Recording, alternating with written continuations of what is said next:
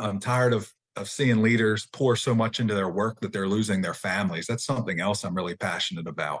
And I think that's where it's really important. My wife, Carly, is just phenomenal. She gives me confidence when I need it, and she humbles me when I need it. And it's just so long. Like I talk about, you want to find that work-life rhythm, not a work-life balance. Picture a seesaw or a teeter-totter. It's going to go like when it works at its best, it's not just even. Hey, this is a season at work. My wife knows it. All right, I need to give more at home right now. And it's constantly ebbing and flowing. And it's important to communicate that with your spouse and your family. But that obsessive piece can be tough because then I'll make excuses where if I just get up earlier and do it, like writing for me, it's one of my favorite things to do, but I can become obsessive with it. And sometimes Carly will have to tell me like, hey, this very thing you're writing about burnout and stress, your writing's doing that to you right now.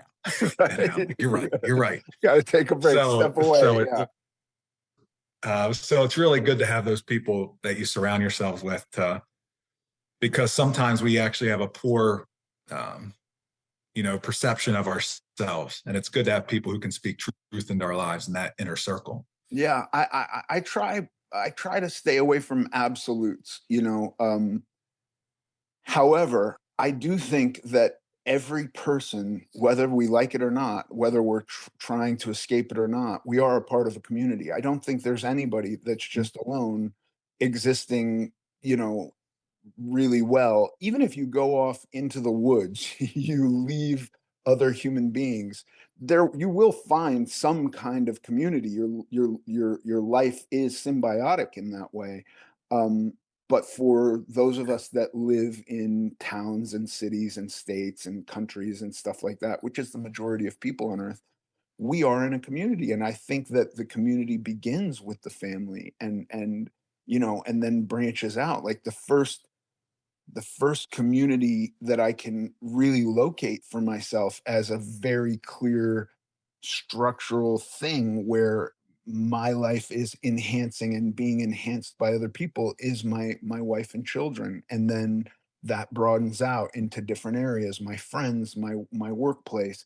um and I think like your message is super powerful there, because if there's not a harmony there, if you're not, if because there were so many times where I would give huge trade-offs for like trying to pursue something for myself, of whether it was diet or physical fitness, thinking this is going to enhance the rest of my life, but it was really to the detriment of the rest of my life, like spending years not eating the types of foods that my wife and kids ate, spending years just exercising. Every spare moment of my life is spent exercising. And then when I had downtime, I'm too tired to really be a participant in Yeah. what they're doing. And I think there's got to be some balance, like that has to be built into it. Otherwise, it's not sustainable. Yeah. Ethan, you're exactly right. One time, listen to this. I was so obsessed with my health. My wife made meatloaf, and I was refusing to eat the ketchup that she put on top. You just get into these little things. Yeah. I would never refuse that right now. I would never refuse it. Uh, but you're exactly right. And I've had so many moments with her where it's a Saturday morning and I know I'm in trouble, but I know it's me, and I'll be trying to small talk. I don't know if you ever do that. You're in trouble, so you're small talking, trying to feel it out. And she Yeah. says, "Do you know why we don't have anything to say? Because we're drifting apart right now." And I'm like, she just gives me those wake up call moments